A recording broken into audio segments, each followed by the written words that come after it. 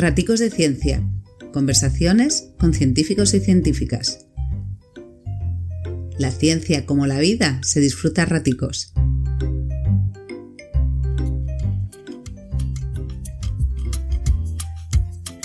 En el programa 25 anunciamos que había solicitado una ayuda a la Fundación Española para la Ciencia y la Tecnología, y de conseguirla podría dar un paso de calidad en el podcast, comprar mejores micrófonos, hacer productos de merchandising, costear algo de formación. Cada vez que se solicita una ayuda para un proyecto, es inevitable hacer el cuento de la lechera. Con esta leche compraré huevos, de esos huevos sacaré gallinas, las gallinas me darán para comprar cabras, y al vender las cabras me compraré una vaca. Todos hemos sido esa lechera alguna vez, por ejemplo, al comprar lotería, y tiene su punto de placer, soñar a bajo coste. El problema con solicitar proyectos de investigación es que probar suerte no cuesta 10 o 20 euros, cuesta tiempo, y el tiempo que dedicas a una cosa se lo quitas a otra.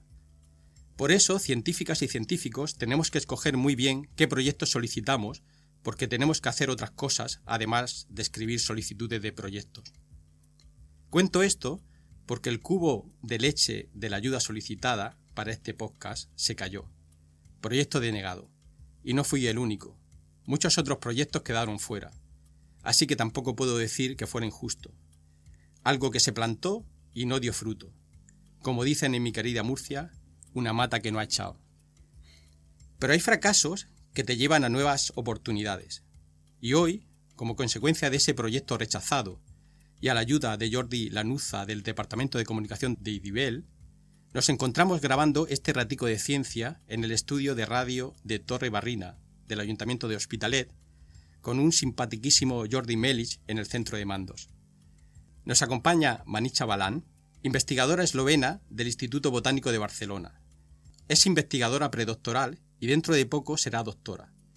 A pesar de su juventud, proyecta una gran madurez científica, firmando artículos de investigación como primera autora y como autora de correspondencia. Recientemente ha coorganizado un congreso internacional sobre la genómica del cannabis y en dicho congreso impartió una conferencia sobre la diversidad de variantes de cannabis y sus genomas.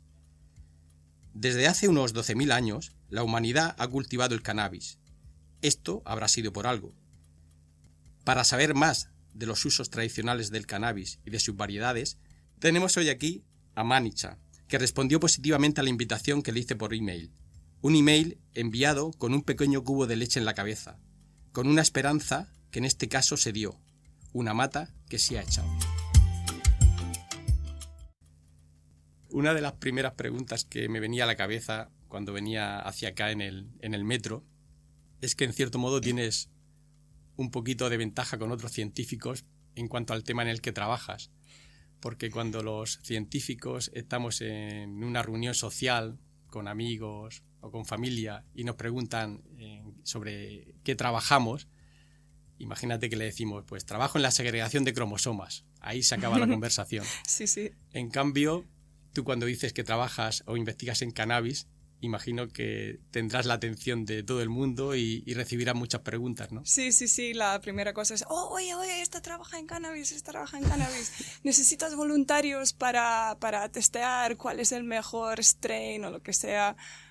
Luego les tengo que decepcionar un poco y digo, pues no, realmente no, perdón, no podemos probar nosotros nuestras variedades, pero sí que luego les interesa, les cuento un poco de en qué trabajo, en la diversidad de plantas salvajes, de usos tradicionales, y sí, cosas que normalmente, pues cuando tú oyes que la palabra cannabis o marihuana, siempre la primera cosa que piensas es, pues, lo vamos a fumar, ¿no? Sí. Pero realmente tiene tantísimos usos más que, pues, sí, cuando vas pensando, sí, que alguien me ha dicho que lo usan para cuerdas o algo así, sí. Pero no es la primera cosa que piensas. Claro, tú trabajas en variedades de cannabis y estaba pensando que los investigadores, cuando nos intercambiamos muestras entre unos investigadores y otros, no las enviamos por correo y a veces resulta complicado, por ejemplo, traerte unas células o unos insectos de Estados Unidos o de cualquier otro lugar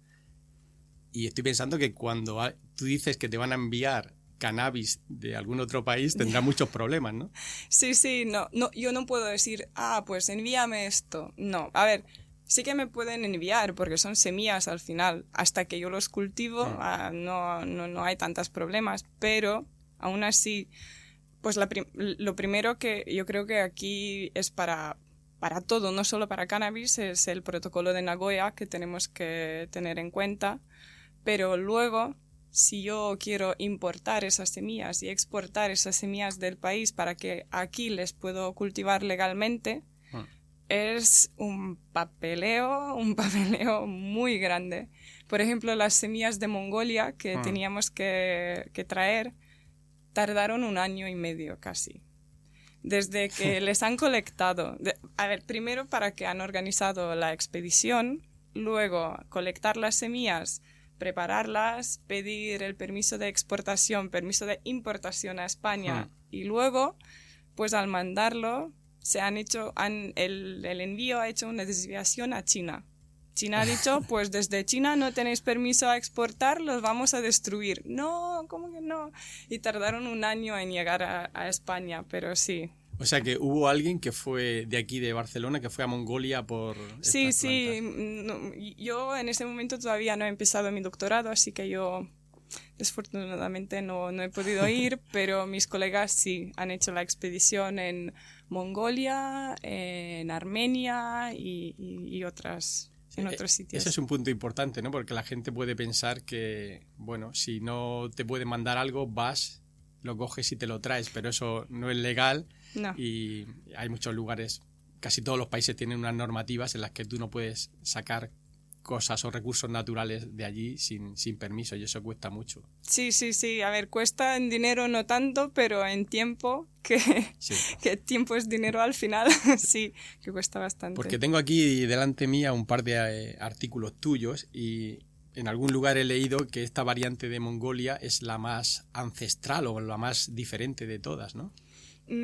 Sí, a ver, no se sabe todavía, a ver, tenemos una idea bastante buena de dónde podría originar el género cannabis, o al menos donde, más o menos, y ¿cómo se dice? Archaeological remains. Los restos arqueológicos. Los restos arqueológicos indican que podría ser en... A ver, esta también es difícil en español, perdón. Tibetan Plateau. Ajá, sí, en la meseta tibetana. En la meseta tibetana, ahí en el norte, sí, perdón, gracias. Sí. Porque ahí hay como el polen ancestral de restos arqueológicos, pues sí, más viejo. Qué interesante, porque esta planta he leído también que está en el planeta desde hace unos 35 millones de años, pero el hombre la está cultivando desde hace 12.000 años. Sí, esto es la estimación. Sí. La estimación. Y esto enlaza muy bien con uno de tus trabajos en el cual tú analizas los datos de una base de datos donde se recogen todos los usos tradicionales del cannabis. Coméntame un poco cuáles son estos usos que la humanidad desde hace 12.000 años le ha dado al cannabis.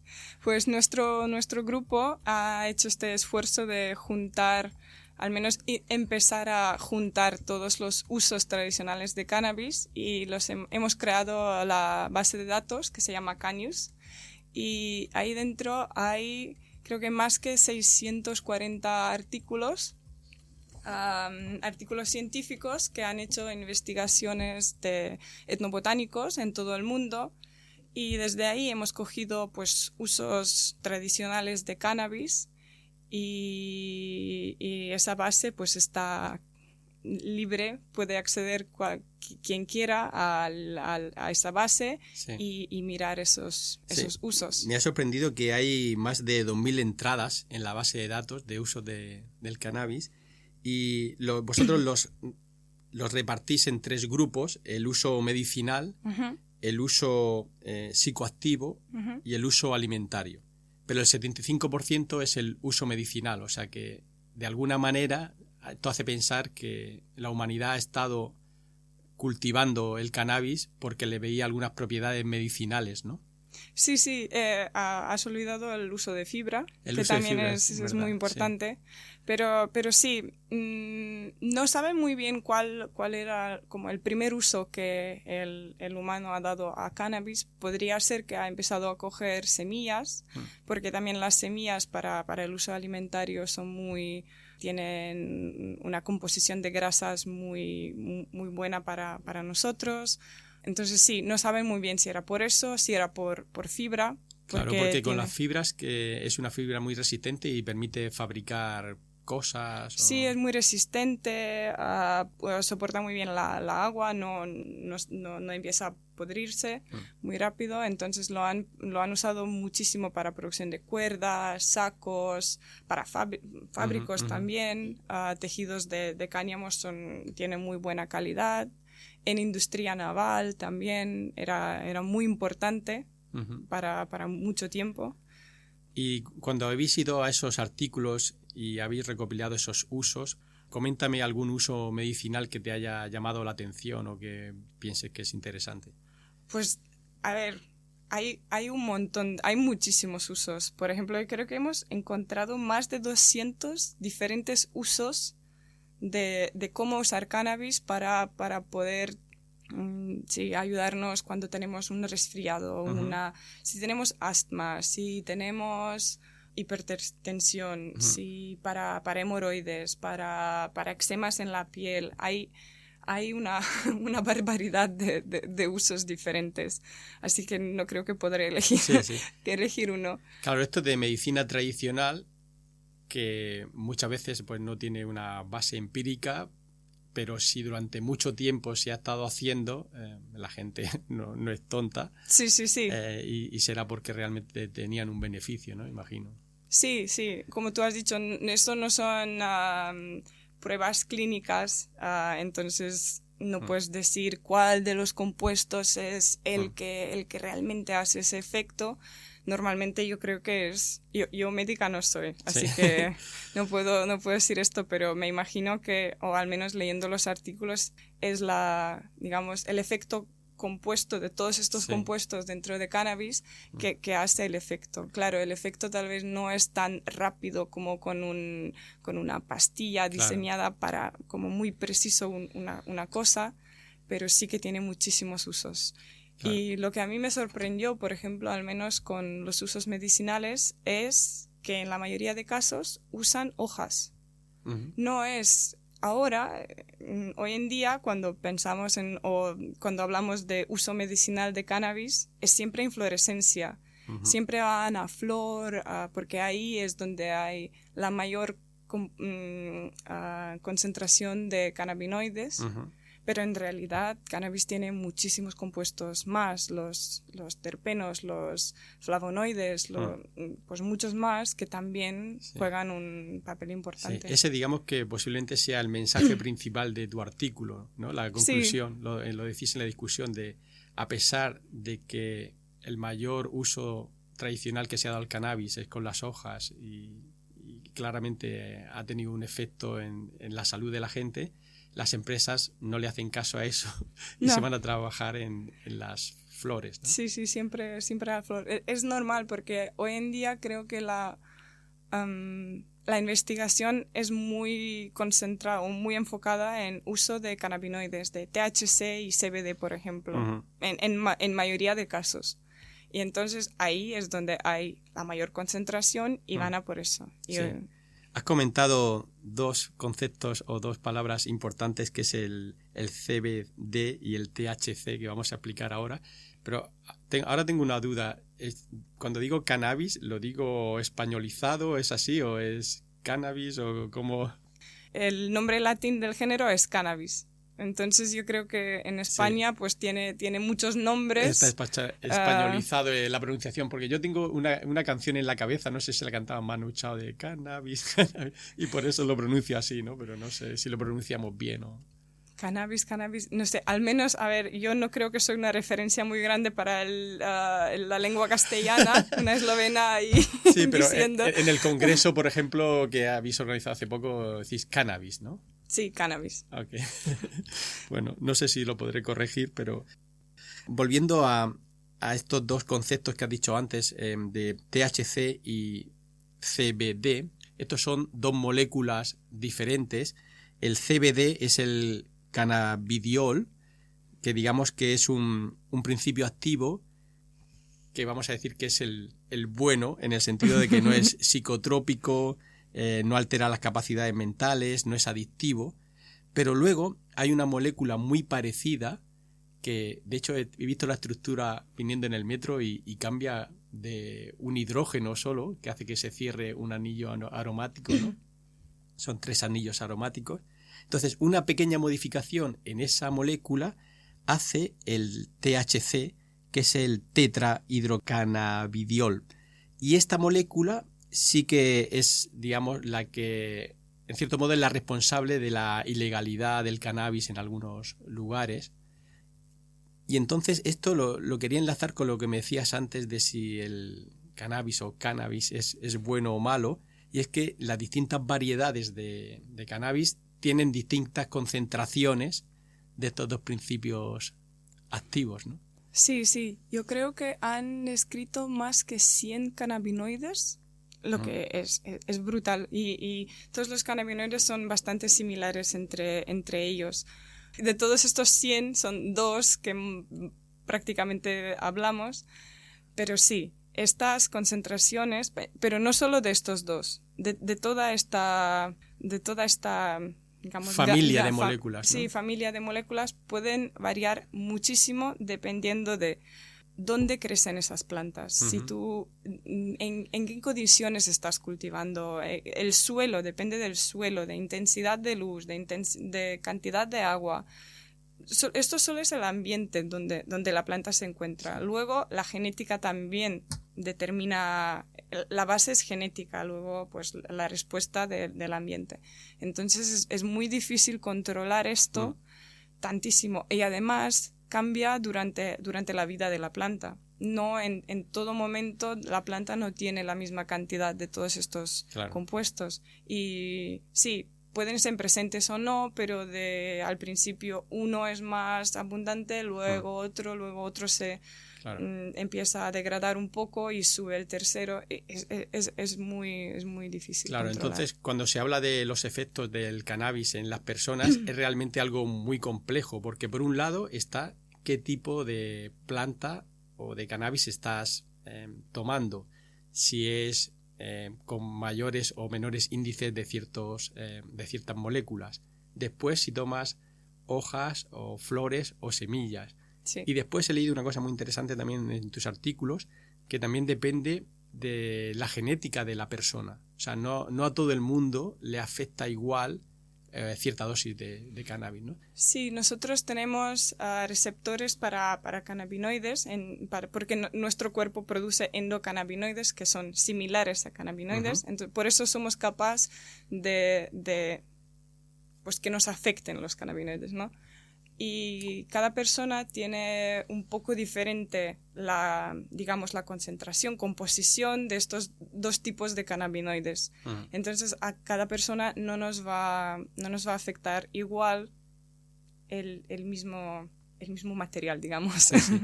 Vamos, yo no consumo cannabis, no fumo, nunca me ha traído fumar ni nada de esto, pero sí que he escuchado en mi entorno grupos de amigos que a alguien le sienta fatal el darle un par de caladas y a otro que le sienta normal, ¿no? Y imagino que estará ahí la base, ¿no?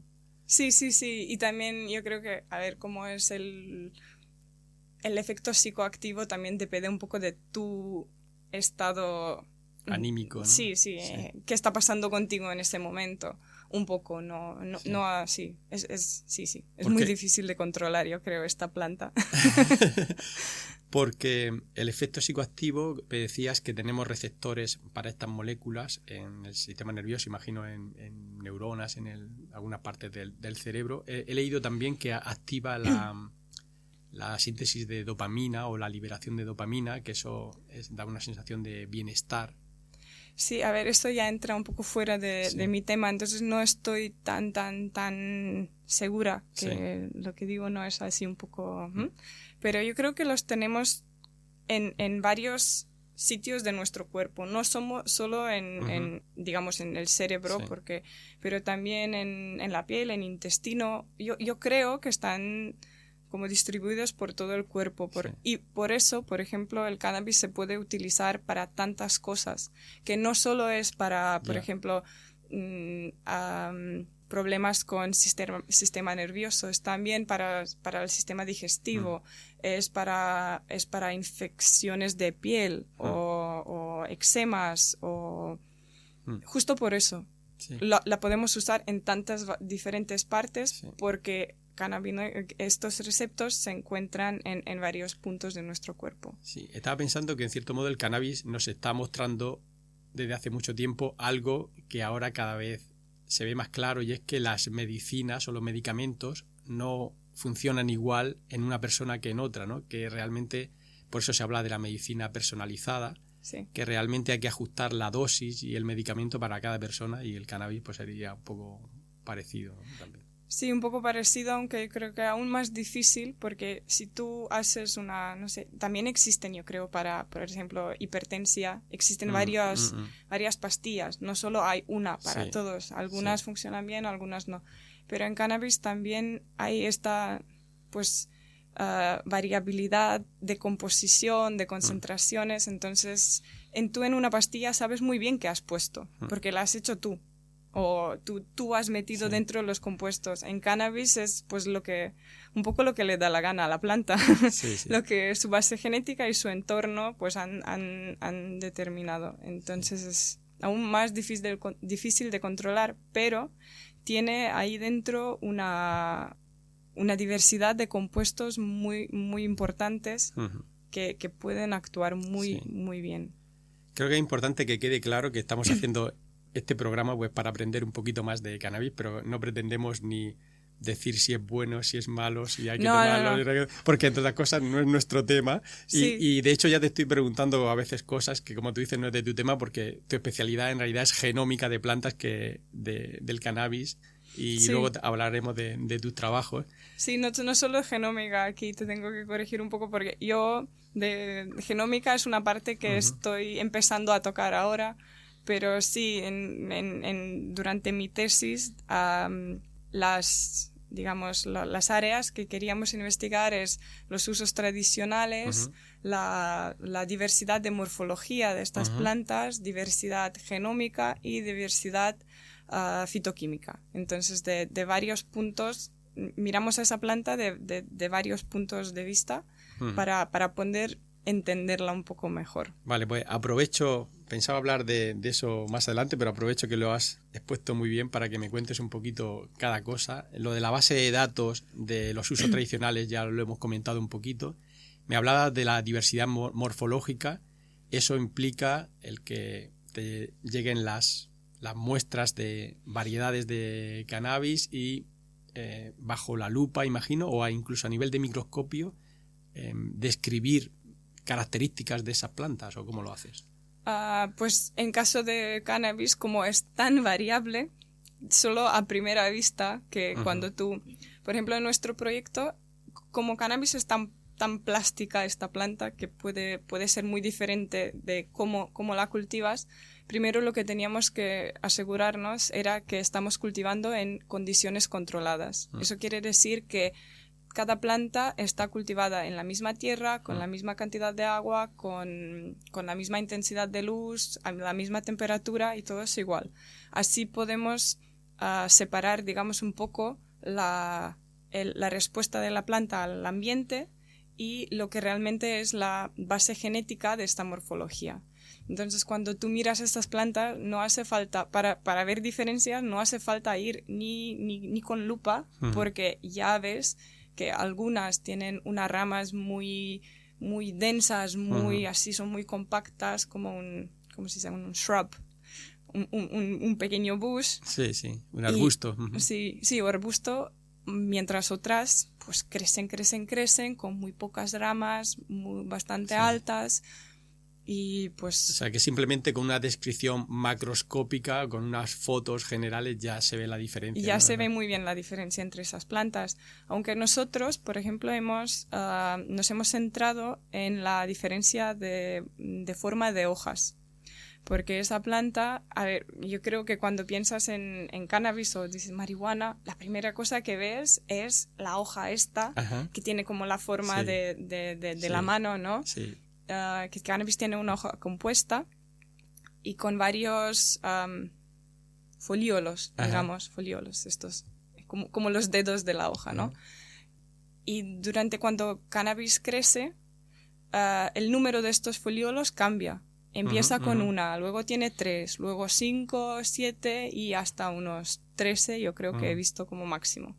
Entonces, para estudiar la morfología de estas hojas era bastante difícil porque si se te está cambiando, ¿cómo comparas estas hojas uno contra otro? Si uno tiene el número de folíolos 7 y otro 5, Sí. ¿cómo lo comparas? Entonces, en el pasado solo estaban mirando, por ejemplo, el foliolo central y mirando la longitud o la forma, pero nosotros hemos desarrollado, mientras yo estuve en la estancia en Estados Unidos, con un investigador americano que se llama Daniel Chitwood, hemos desarrollado un método que nos permite,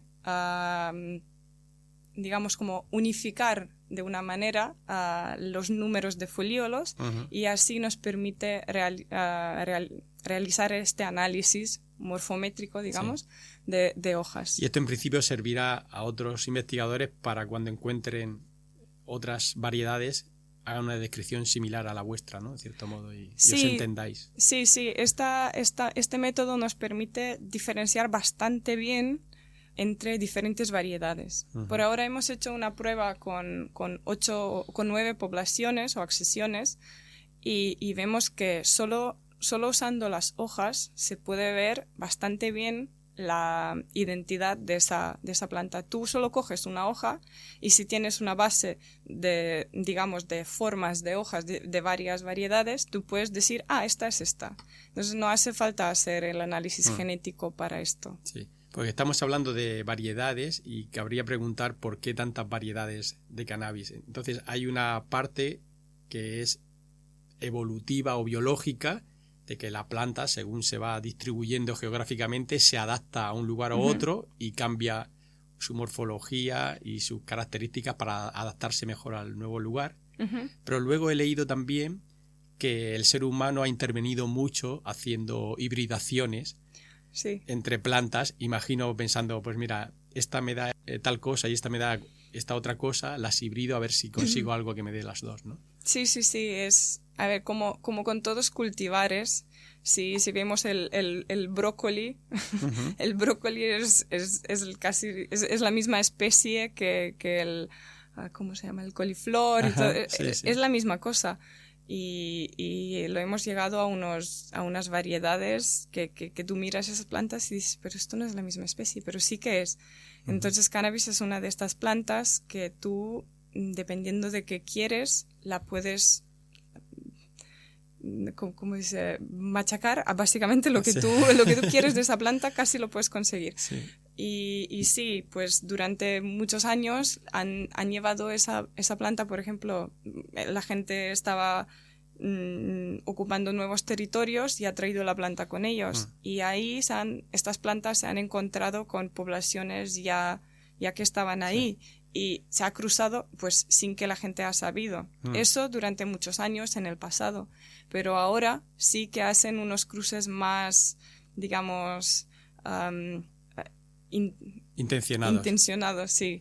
Este tiene mucho THC, pero este también tiene esto, a ver si los cruzo. O resistencia a varios fungos, ¿no? Sí, a hongos. A hongos, sí. Vosotros, para poner un poquito de luz en esta diversidad de distintas variedades de cannabis, lo que hacéis es estudiar los genomas. Y una de las cosas que he aprendido, que ni siquiera lo había pensado, es que existen plantas macho y plantas hembra. Sí, la determinación del sexo en cannabis es igual que en seres humanos, ¿no? Tenemos o 2 cromosomas X o un X y Y. Y en cannabis es igual. Las plantas hembras tienen 2 cromosomas X y plantas machos masculinas tienen un X y Y.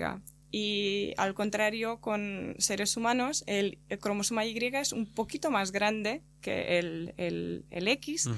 Entonces las plantas femeninas tienen un tamaño de genoma un poquito más pequeño de los machos. Y nuestro estudio, pues, donde hemos medido el tamaño de genoma de más que 500 individuos, uh-huh. Estuvimos mirando pues si podríamos determinar cuáles son los machos y hembras usando análisis o mediciones de tamaño de genoma, porque en los cultivos comerciales de cannabis no es deseable tener plantas machos, porque estas plantas son plantas masculinas que producen polen, y uh-huh. Cuando las plantas femeninas se polinizan, dejan de producir tantos cannabinoides. Entonces, si tú tienes una cultivación de plantas femeninas, sí. Donde la concentración de cannabinoides quieres que sea lo más grande posible, si existe ahí una planta masculina, sí.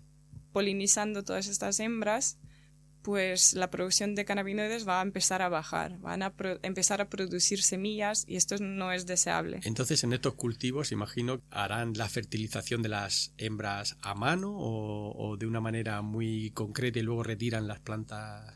Pues cuando tú quieres producir cannabinoides, tú tienes que cortar las flores de hembras, entonces no quieres obtener semillas. Uh-huh. Tienes que hacer la polinización en otro sitio. Sí, sí. Ahí no debes tener los machos, hay que eliminarlas. Pobres.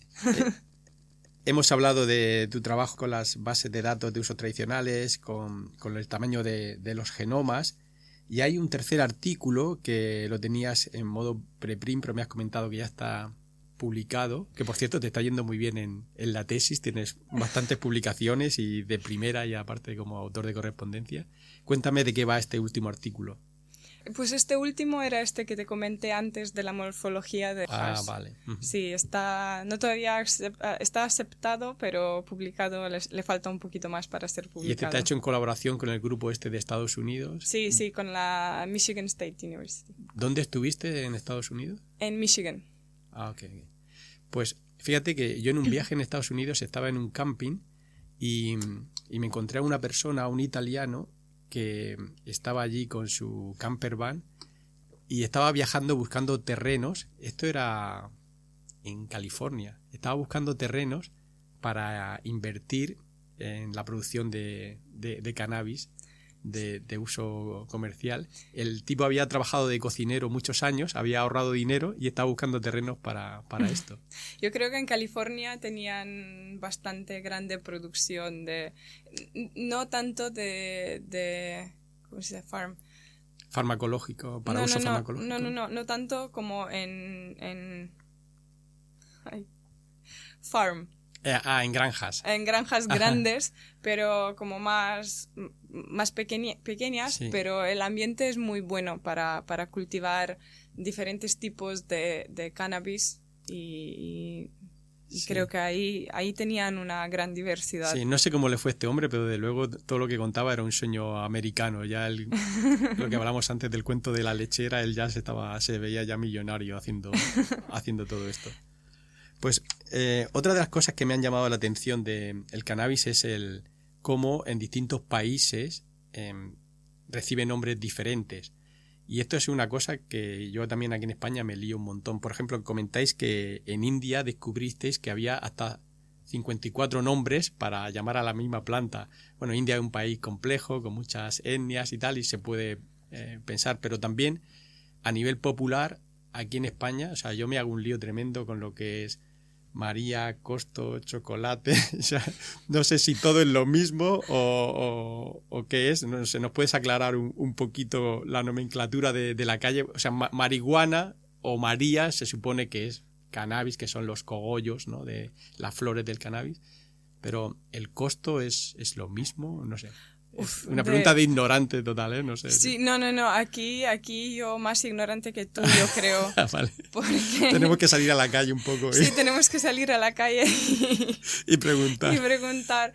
Yo, por ejemplo, lo que has comentado de India, en India sí que hemos encontrado muchísimas diferentes palabras, pero los más que 50 los hemos encontrado nosotros, pero existen muchísimos más, porque tienen diferentes idiomas, pero además, por ejemplo, el nombre cambia con el uso.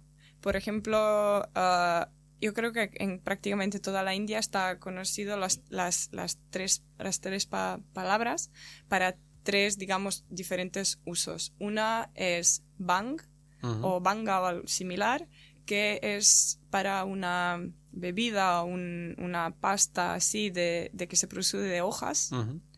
Luego es la ganja, que son las flores secas, y el charas, que es como la resina que se produce haciendo... ¿Cómo sería este movimiento? Frotando. Sí, con las manos, la inflorescencia, y esta resina se pega a manos, y luego esto se crea como una pasta que se puede fumar, que se llama charas. Y estos son tres palabras muy comunes para diferentes usos, pero todo viene de la misma planta. Entonces esto multiplicando por diferentes idiomas, diferentes sitios, más usos, más diferentes productos, y me imagino que pues en España yo creo que los nombres más comunes son el cáñamo, que es más para digamos fibra y semillas y eso, y marihuana, cannabis para flor. Pero, ¿cómo has dicho? No lo he oído. Costo, chocolate, No lo he oído nunca. Tenemos que salir a la calle, sí, es verdad. Comentaba antes que el fin de este programa no es ni defender ni atacar el uso de cannabis, que no es algo que no nos incumbe, pero sí que es cierto que he estado leyendo que a principios del siglo XX en Estados Unidos hubo una campaña muy fuerte por parte de un magnate de la comunicación en contra del cannabis, y que además se hicieron películas que se llama, una de ellas Marihuana, que se estrenó en el 1936, en el cual jóvenes que fumaban marihuana después se transformaban, se volvían violentos, mataban a gente. Entonces hay una mala prensa históricamente de la marihuana. Eso no quita para luego también comentar lo obvio, que es que parece ser que un uso prolongado y excesivo, y sobre todo con altas dosis de estos principios activos más psicotrópicos, pues puede generar problemas en alguna gente. Pero sí que es cierto que no se puede decir que el cannabis sea un producto tóxico en cuanto a un consumo agudo, ¿no? No, a ver, como yo creo que en el artículo ponemos que hemos encontrado en todas estas referencias, digamos, los avisos de toxicidad de planta no eran muy frecuentes. Existen, pero siempre ponen como uso prolongado puede causar problemas. En usos tradicionales se usa como medicina. Igual que tú no tomas ibuprofenos cada día, 3 veces al día, igual el cannabis, pues usándolo todo el rato puede causar consecuencias, ¿no? Sí. Y además estaba leyendo que, por ejemplo, el porcentaje de THC en variedades de cannabis que se fumaban hace 50 años eran a nivel, digamos, unos 5-10%, al contrario ahora que llegan hasta 40%. Sí. Entonces, digamos, fumando un porro con porcentaje de THC del 10% o 40%, es bastante diferente, ¿no? Sí, pero es curioso cuando uno busca en internet un poco la gente que está a favor o en contra del cannabis, como los extremos varían un poco. Hay gente, por ejemplo, enfatizando mucho que hasta Jesucristo utilizó la marihuana para sanar enfermos, que hay dioses hindúes que tienen la hoja de marihuana a su lado, y luego gente al revés diciendo que es algo pues como muy peligroso y algo del demonio, digamos, ¿no? Entonces yo creo que hay un punto intermedio, y encima muy complejo, como estamos hablando aquí, ¿no? Porque depende de... Sí, yo creo que incluso no solo hablando entre gente tú puedes encontrar estos dos extremos. También yo leyendo los artículos, a ver, como he dicho, no soy yo la médica, pero leyendo esos artículos encuentro muchísimas investigaciones demostrando que es muy grave usar cannabis y al mismo tiempo demostrando que tiene muy buenos efectos para tratamiento de cáncer, para náuseas, para Alzheimer, para muchísimas enfermedades. Pero claro, es una planta muy, muy complicada y la dosis y las concentraciones y la composición de dentro de la planta influye muchísimo. Bueno, pues para eso está en cierto modo la ciencia, para resolver cuestiones en temas complejos, y la verdad es que a mí me alivia mucho saber que hay grupos como el vuestro, que no sé si lo hemos dicho, estáis en el Instituto Botánico de Barcelona, que es un centro del CSIC, que está localizado en el Jardín Botánico de Barcelona. Pues me parece fantástico que haya grupos como el vuestro que intenta añadir un poquito de luz en esta complejidad, porque luego el tema de la regulación a nivel mundial también muy complejo. Hay países que lo han legalizado desde hace un tiempo. Recientemente Alemania también creo que lo acaba de legalizar. Aquí en España es una situación un poco intermedia, donde hay clubs privados, donde sí parece que se puede. Tú la tendencia que notas es que se tiende a liberalizar un poco conforme la gente tiene más información, ¿no? Sí, se está mejorando bastante, y esto también creo que es un punto por qué el cannabis tiene esos extremos, es porque no se ha podido investigar. Y entonces ha recibido ay sí, que cura todo, que es muy bueno, y por otro parte, oh no, es prohibido, es ilegal, es muy malo. Entonces, al investigar podemos entender esa planta mejor, pero para poder investigar tiene que ser legal investigarlo, porque si es ilegal tú no puedes obtener semillas, no puedes cultivar, no puedes hacer pruebas, porque claro, es difícil. Entonces, en los años recientes se está liberando un poco esto, mejorando, y también hay muchísimas investigaciones que ya están dando como primeros resultados para que podamos entender mejor esa planta y encontrar ese punto medio en cómo podemos aprovechar, digamos, seguramente de esa planta y utilizarla. Ahora me gustaría preguntarte un poquito más sobre ti, porque tengo curiosidad de cómo llegó una chica eslovena a hacer una tesis a Barcelona. ¿Cómo fue esa historia? Pues yo estaba involucrada en un proyecto que estaba investigando margaritas de Alpes, en realidad. No tenía nada que ver con cannabis, y conocí a una investigadora que trabaja en Institut Botànic, y pues me contó que han tenido un proyecto en cannabis y que van a tener una posición para un predoc, y me dijo, pues apúntate, ¿por qué no? Y yo, pues ¿por qué no? Porque yo quería hacer un doctorado, pero en Eslovenia pues es país pequeño, ¿no? Poca gente, pues pocos puestos para poder obtener una beca. Entonces estaba intentando en Eslovenia, pero también estaba mirando pues fuera, ¿no? ¿Por qué no? Y pues sí, la primera oportunidad era aquí en España y he decidido ir. ¿Conocías Barcelona previamente o...? Sí, ya he venido a España, a Barcelona 2 veces antes, y me gustaba bastante. Sí, es una ciudad que es muy, muy atractiva, ¿no? Tanto para la ciencia como para vivir, ¿no? Sí, al principio pensaba, Barcelona, no sé.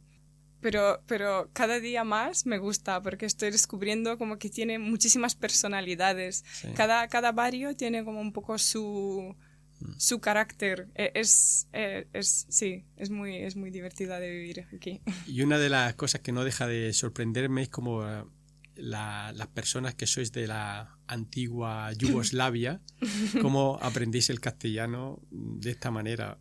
No sé, no sé si es también genético o si hay alguna razón, no sé, digamos, gramática ahí para que os resulte más fácil, porque normalmente esos jugadores de fútbol que vienen de Croacia, de Eslovenia, aprenden muy, muy rápido el castellano. ¿Cómo lo aprendiste tú? Yo yo estaba en, creo que bachillerato, porque nosotros tenemos diferentes años, entras en diferentes, el sistema educativo es un poco diferente que aquí.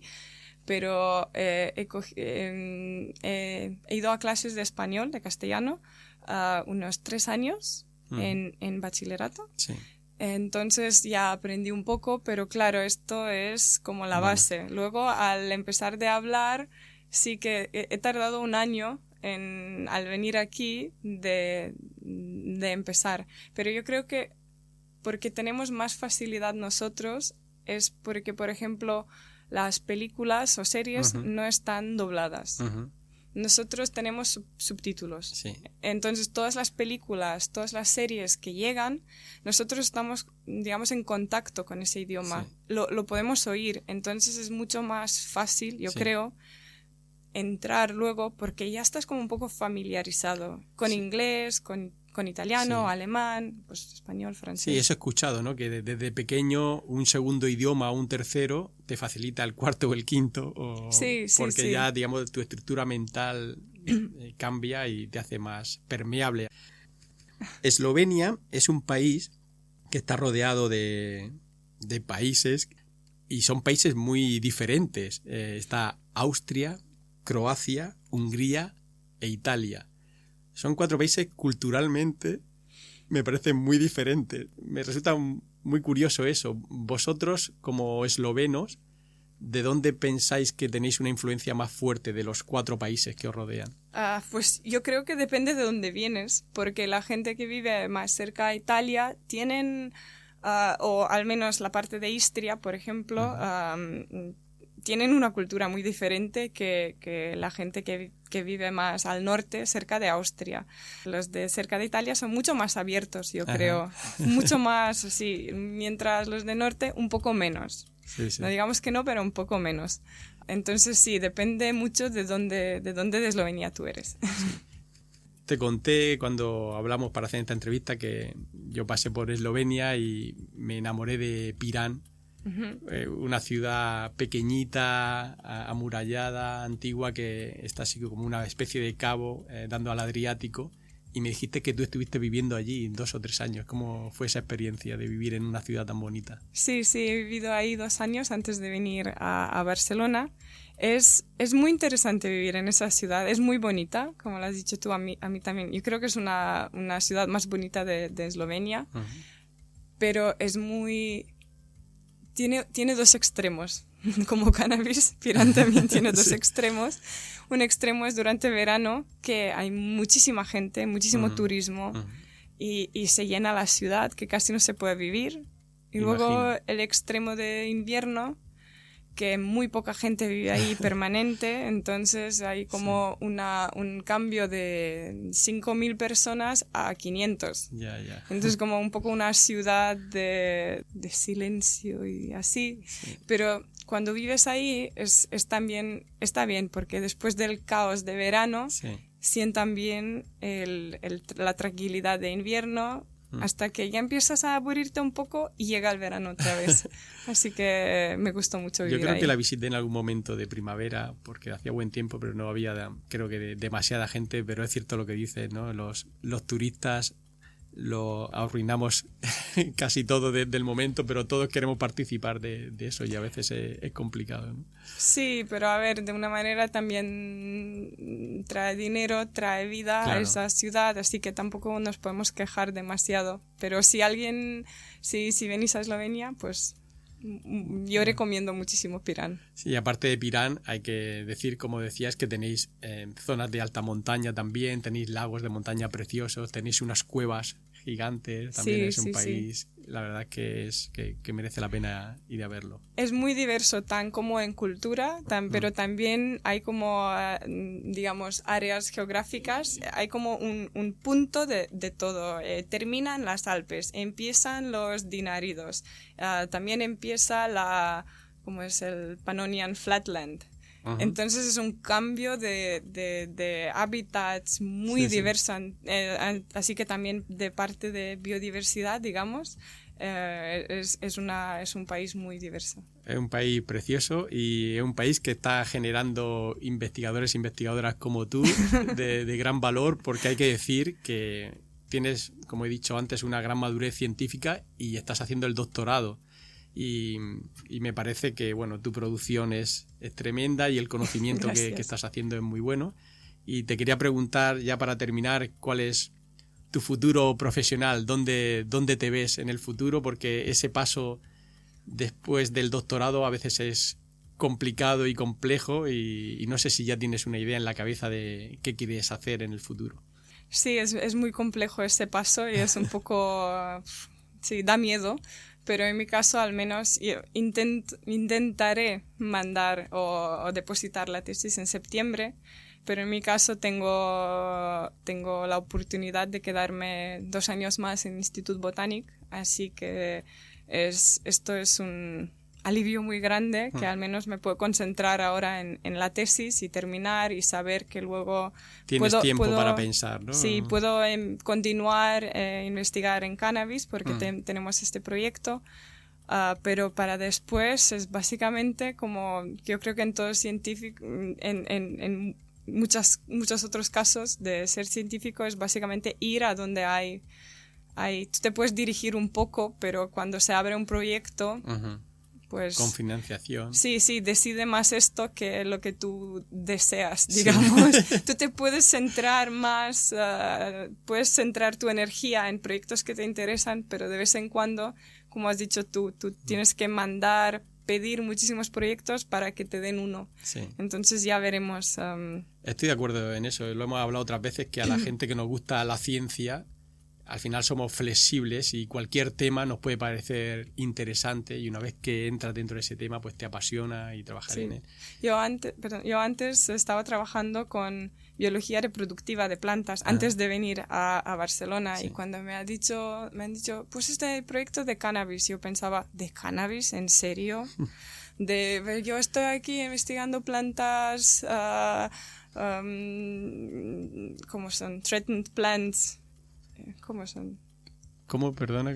Endangered o threatened plants. En peligro de extinción. Sí, plantas en peligro de extinción y tú aquí me vienes con el cannabis. ¿Dónde entro yo aquí? Pero sí, luego resulta que era muy buena decisión de venir a investigar el cannabis, que es una planta muy interesante. Porque cuando la gente acaba el doctorado, una de las opciones también es irse al extranjero, pero claro, tú ya estás en el extranjero. Entonces, sí, pero ya casi no me siento tan en extranjero que al principio. ¿Te gustaría explorar otro país o quizá ir a Estados Unidos o no lo descartas? O... No lo descarto. Depende de dónde me lleva el camino, digamos, un poco, pero sí. Bueno, pues con esto vamos a terminar y te quería agradecer una vez más tu generosidad y tu valentía de venir aquí a exponerte, a hablar de temas complejos en un idioma que no es el tuyo. Muchas gracias, Jordi. Muchas gracias.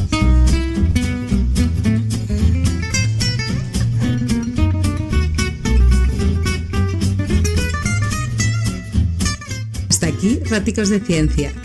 Te esperamos en el próximo podcast.